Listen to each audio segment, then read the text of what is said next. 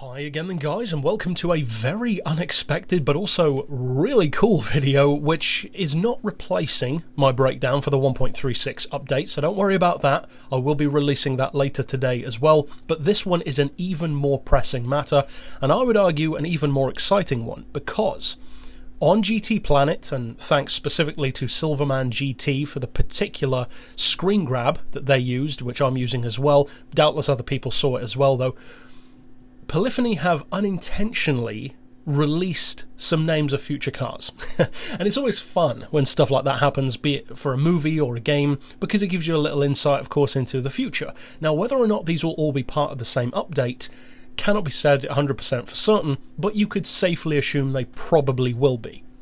And there are two cars in particular, at least to me, which jump out as easily the two most significant and most exciting of the pack, for two different reasons. Now, I'll give you a brief overview of all 6 of the vehicles that were leaked. The first one, the PORSCHE 962C, the Group C Longtail, an iconic Group C car. I talk about the car relatively often on the channel. It's such a dominant machine. All of the Longtail Porsches were, from the 917 to the 956 to the 962. I am hugely excited for that car. It will be the first Porsche in the game that I actually genuinely love, not just use it because it's good. And to me, the second option to that to be in the game would be a Carrera GT, as far as Porsches go. So this is a very important one to me. I'm going to really enjoy driving that. I'm looking forward to the sound as well with the turbo.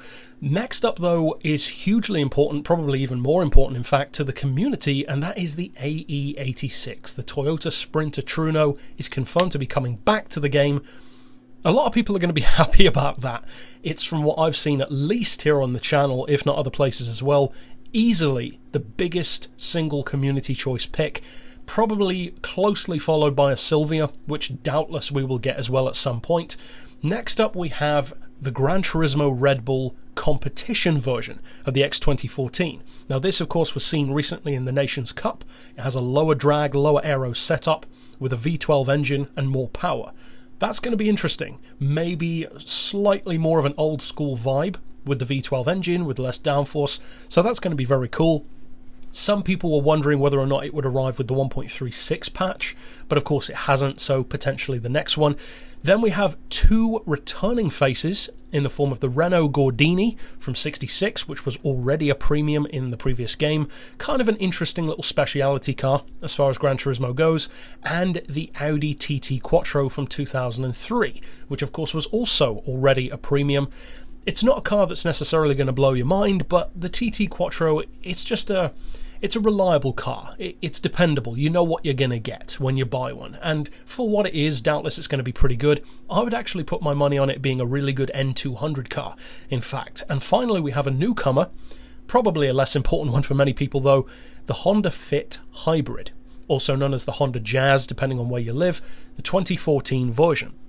And this is a new car to the game. We've had the Honda Fit before, a number of versions. In GT6 you started the game with one, but this is a completely new model. So again, we've got some debuts, the Porsche and the Honda Fit, of course the Red Bull variant as well.